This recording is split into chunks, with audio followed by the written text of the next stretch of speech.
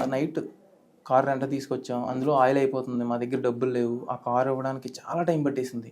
Okay. ఆ car ఇవ్వడానికి 100 మందికి ఫోన్ చేయాల్సి వచ్చింది. ఈ లోపు వీళ్ళు ఫోన్లు చేసేస్తున్నారు, మమ్మల్ని ట్రేస్ చేసేస్తున్నారు. సో అలా భీమవరం వెళ్ళిపోతే మాకేం రూమ్స్ తెలియదు. నా ఫ్రెండ్ ఒకడు ఉన్నాడు, రూమ్లో ఒక 5 తాగుతున్నారు, ఫుల్ అయిపోయారు. ఓకే. మీతో వచ్చిన ఫ్రెండ్సా?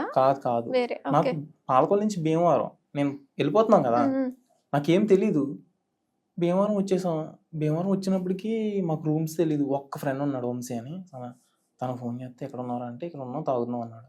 నాకు రూమ్ కావాలరా అంటే వాళ్ళందరూ తాగే వాళ్ళందరూ బయటకు వచ్చేసి తొలిపెట్టేసి మేము లోపల పడుకున్నాం. నేను పడుకోలే, తను పడుకోబెట్టి నేను చూసాను. ఎందుకంటే తాగేసి ఉన్న వాళ్ళు ఏం చేస్తారో ఏంటో తెలియదు కదా. సో అలా జరిగింది. ఉప్పిన సినిమా చూసావా? అందులో ఒక సాంగ్ లో ఈశ్వర అని చెప్పి ఒక సాంగ్ లో తిరుగుతారు చూడు, బ్యాగులు పట్టుకుని, అదే situation same as it is. ఎన్ని రోజులు? 3 నెలలు బయట. ఇంకా 3 నెలలు బయటే. అంటే ఏంటి, వాళ్ళు ఇప్పుడు కేసు పెట్టారు, ఇంకా మాకు సంబంధం లేదని పెట్టేసి వెళ్ళిపోయారా వాళ్ళ పేరెంట్స్? అంటే మా అమ్మాయిని చంపేశాడని చెప్పి పెట్టారు.